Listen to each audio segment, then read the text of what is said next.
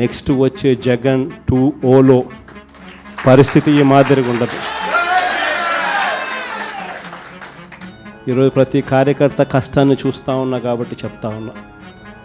ప్రతి కార్యకర్తకు నేను ఒకటే చెప్తా ఉన్నా, ఎవడెవడైతే మీకు అన్యాయం చేశాడో పర్వాలా, అన్యాయం చేయండి, చేయించుకుంటాం, టైం మీది, కానియండి, కొట్టండి అని చెప్పండి.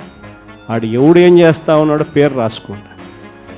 రెడ్ బుక్ అని నేను చెప్పను, కానీ పేరైతే రాసుకోండి. మీరు ఏ బుక్లో రాసుకున్నా పర్వాలా, పేరైతే మీరు రాసుకోండి. దాని తర్వాత మాత్రం అన్యాయం చేసినోనికి సినిమా మాత్రం మనం చూపిస్తామని చెప్తాను. ఆ మనిషి రిటైర్డ్ అయి ఉన్నా కూడా లాక్కొని వస్తా.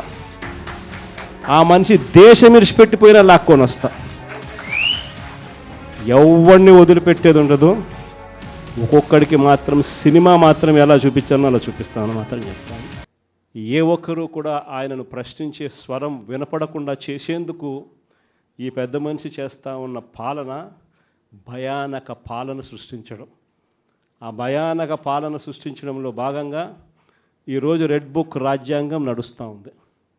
ఈ రెడ్ బుక్ రాజ్యాంగంలో ఎవరైనా కూడా గొంతు విప్పుతారు చంద్రబాబు నాయుడుకు వ్యతిరేకంగా అని చెప్పి ఎక్కడ చంద్రబాబు నాయుడు గారికి అనిపించినా వెంటనే ఆ మనిషి గొంతు పట్టుకోవడం, ఆ నులిపేయడము అనేది ఎలా అనేది మాత్రమే చేస్తూ ఉన్నాను. మొట్టమొదటిసారిగా చూస్తూ ఉన్నాం మ్యానుఫ్యాక్చర్డ్ విట్నెస్లు. అంటే ఒక నేరంతో ఒక మనిషికి సంబంధం ఉండదు, కానీ ఏకంగా వీళ్ళకి సంబంధించిన ఒక వ్యక్తిని క్రియేట్ చేస్తున్నారు. ఆయన చేత ఆయనను అప్రూవర్ అంటున్నారు, ఆయన చేత ఇష్టం వచ్చిన మాటలు మాట్లాడిస్తున్నారు, ఒక ఎవిడెన్స్ మ్యానుఫ్యాక్చర్డ్ ఎవిడెన్స్ క్రియేట్ చేయిస్తున్నారు. ఆ మనిషితో ఈ మనిషి పేరు చెప్పిస్తున్నారు, ఈ మనిషిని ఇలా అరెస్ట్ చేస్తూ ఉన్నారు. ఇంతవరకు ఎప్పుడు హిస్టరీలో ఇటువంటి కార్యక్రమాలు ఎప్పుడు జరగల. ఒక తప్పుడు సాంప్రదాయానికి పెద్ద మనిషి చంద్రబాబు నాయుడు గారు ఈరోజు బీజం వేస్తూ ఉన్నాడు. ప్రతి నియోజకవర్గంలో కూడా పాత కేసులు ఏమేమి ఉన్నాయని చెప్పి తవ్వుతున్నారు. ఆయన పాత కేసులలో ఇప్పుడు మన ఎమ్మెల్యే క్యాండిడేట్లను ఎలా ఇరికించాలి అని చెప్పి, ఆ కేసుల్లో ఎలా ఇరికించాలి అని చెప్పి ఇప్పుడు చూస్తూ ఉన్నారు.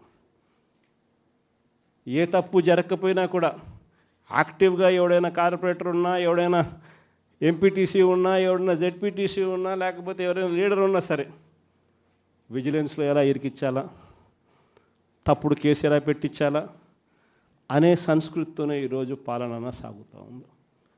నేను ఒకటి చెప్తా ఉన్నా, ఈరోజు కష్టంలో ఉన్న వైఎస్ఆర్సీపీ అన్నదమ్ములను నేను ఈరోజు చూస్తూ ఉన్నా. నేను మీ అందరికీ ఒకటే చెప్తా ఉన్నా, మీ అన్నగా, మీ తమ్ముడిగా, మీ బిడ్డగా ఒకటి చెప్తా ఉన్నా.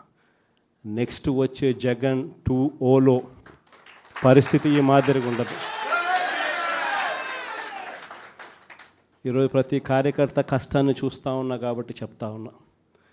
ఇంతకుముందు మన హయాంలో మనం వచ్చే టయానికే కోవిడ్ మహమ్మారి మధ్యలో 2019 జూన్లో మనం ప్రమాణ స్వీకారం చేశాం. ఆ తర్వాత ఆ మార్చిలోనే ముగియక మునిపే, ఒక సంవత్సరం కూడా సరిగ్గా ముగియక మునిపే 2020 మార్చి వచ్చేసరికి వెంటనే కోవిడ్ వచ్చింది. ఆ తర్వాత 2 సంవత్సరాలు కోవిడ్తో మనం యుద్ధం చేయాల్సిన పరిస్థితుల మధ్య మన పాలన సాగింది. బహుశా కార్యకర్తలకు అనుకున్న మేరకు బహుశా నేను చేయలేకపోయి ఉండొచ్చు, కానీ ఇవాళ ఒకటే చెప్తా ఉన్నా, ఈరోజు ఈ కష్టాన్ని చూసిన వ్యక్తిగా చెప్తా ఉన్నా, రేపొద్దున ఇలా ఉండదు. రేపొద్దున జరిగే ప్రతి విషయంలోనూ వైఎస్ఆర్సీపీకి కార్యకర్తే నెంబర్ 1గా ఉంటాడని మాత్రం ఖచ్చితంగా చెప్తా ఉన్నా. ప్రతి కార్యకర్తకు నేను ఒకటే చెప్తా ఉన్నా, ఎవడెవడైతే మీకు అన్యాయం చేశాడో పర్వాలా, అన్యాయం చేయండి, చేయించుకుంటాం, టైం మీది, కానియండి, కొట్టండి అని చెప్పండి. ఆడు ఎవడు ఏం చేస్తూ ఉన్నాడో పేరు రాసుకోండి. రెడ్ బుక్ అని నేను చెప్పను, కానీ పేరైతే రాసుకోండి. మీరు ఏ బుక్లో రాసుకున్నా పర్వాలా, పేరైతే మీరు రాసుకోండి. దాని తర్వాత మాత్రం అన్యాయం చేసినోనికి సినిమా మాత్రం మనం చూపిస్తామని చెప్తాను. ఆ మనిషి రిటైర్డ్ అయి ఉన్నా కూడా లాక్కొని వస్తా. ఆ మనిషి దేశం ఇరిచిపెట్టిపోయినా లాక్కొని వస్తా. ఎవరిని వదిలిపెట్టేది ఉండదు. ఒక్కొక్కడికి మాత్రం సినిమా మాత్రం ఎలా చూపించానో అలా చూపిస్తామని మాత్రం చెప్తాను. ఖచ్చితంగా వీళ్ళు ఏదైతే నాటుతున్నారో, ఏదైతే ఇత్తుతున్నారో, ఇది రెండింతలు వీళ్ళకు పండే కార్యక్రమం కూడా జరుగుతుందని మాత్రం ప్రతి కార్యకర్తకు గట్టిగా చెప్పండి. ఎందుకనంటే ఈరోజు రాష్ట్ర వ్యాప్తంగా ఇదే జరుగుతూ ఉంది. ఒక్కొక్కని కథ వింటూ ఉంటే నిజంగా మనసుకు బాధ కలుగుతుంది. ఆ బాధ ఎలాంటి బాధ అంటే చెప్పలేం. అసలు మంగళగిరిలో ఒక పాపను, కృష్ణవేణి మంగళగిరి పాప, సోషల్ మీడియా పాప తీసుకొని పోయి, ఆడపాపను కూడా, ఆడ కూతురని కూడా చూడుకోకుండా తీసుకొని పోయి హైదరాబాద్ నుంచి ఎత్తుకొని వచ్చి స్టేషన్లలో పెడతా ఉన్నారు. ఇంకొక పాప సుధారాణి, ఆ పాపను నెలలు ఈ స్టేషన్ నుంచి శ్రీకాకుళం నుంచి తిప్పినారు. శ్రీకాకుళం నుంచి కింద దాకా అన్ని స్టేషన్లు తిప్పుకుంటూ నెల రోజుల పాటు బెయిల్ రాకోకుండా తిప్పినారు. ఆడవాళ్ళను, ఆడ కూతుర్లను కూడా చూడుకోకుండా కేవలం వీళ్ళకి వ్యతిరేకంగా పోస్ట్ పెట్టిందని ఇంత దౌర్జన్యంగా జరుగుతూ ఉన్నారు. వంశీ అని ఇప్పటికి నెలన్నర అయిపోయింది. ఒక కేసులో బెయిల్ వస్తుంది, బెయిల్ వచ్చిన వెంటనే ఇంకొక కేసు, మళ్ళీ ఆ కేసులో బెయిల్ వస్తుంది, బెయిల్ వచ్చిన వెంటనే మళ్ళీ ఇంకొక కేసు. ఇప్పటికి 11 కేసులు. ఒక కేసు అయిపోయినాక ఒక కేసు, ఒక కేసు అయిపోయినాక ఒక కేసు. 2 నెలలు దాదాపుగా వంశీ ఈరోజు జైల్లోనే కనపడతా ఉన్నాడు. ఇంకొక దళితుడు ఎక్స్ఎంపీ నందిగామ సురేష్ పాపం నెలన్నర రోజులు పాపం జైల్లో పెట్టారు. బెయిల్ రాకుండా అడ్డుకుంటూ జైల్లో పెట్టారు. మళ్ళా చివరకు కోర్టుల ద్వారా ఎంతో కష్టపడితే బెయిల్ వచ్చింది. వచ్చిన తర్వాత మళ్ళా 3 నెలలు 4 నెలలు తిరగకపోయి మళ్ళీ ఈరోజు నిన్న మళ్ళా కేసు. వాళ్ళ ఇంటి దగ్గరికి ఒక వ్యక్తి వచ్చి దళితుడని కూడా చూడుకోకుండా ఆ మనిషిని ఈయనే తిడతాడు. ఎందుకు నన్ను తిడుతున్నావు అని చెప్పి ఈయన ప్రశ్నిస్తే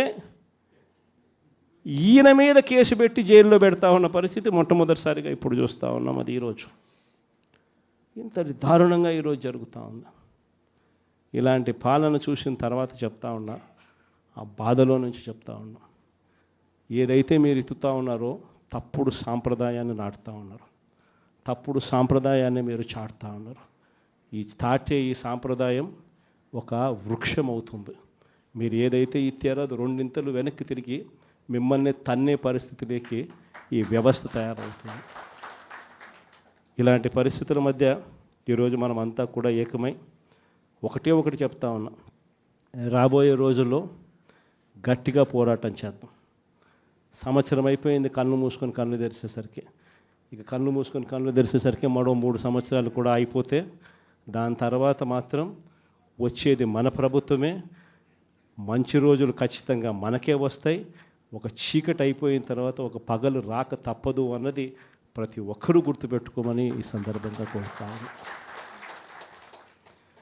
ప్రతి అడుగులోనూ కూడా సంవత్సరం అయిపోయింది కాబట్టి ఇక రాబోయే రోజుల్లో ఇంకా ఉధృతంగా కూడా ఉద్యమాలు చేయాల్సిన పరిస్థితుల మధ్య మన పార్టీ ప్రయాణం సాగుతుంది.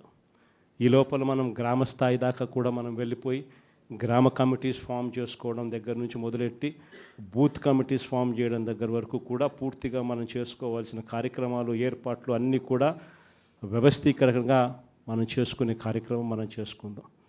దాని తర్వాత ఉద్యమ బాట పట్టాల్సిన సమయంలో ఖచ్చితంగా ఉద్యమ బాట పడుతూ ఈ ప్రభుత్వం చేస్తూ ఉన్న తప్పులను ఎండగడుతూ, ప్రభుత్వం చేస్తూ ఉన్న తప్పుడు పనులను ప్రజలకు ఎత్తి చూపుతూ మీ పాత్ర మీరు పోషించాల్సిన సమయం కూడా వచ్చింది అని చెప్పడానికి ఈ సమావేశాలన్నీ కూడా ఏర్పాటు చేసి మీ అందరి సహాయ సహకారాలు కూడా తీసుకునే కార్యక్రమం కూడా చేస్తూ ఉన్నాం.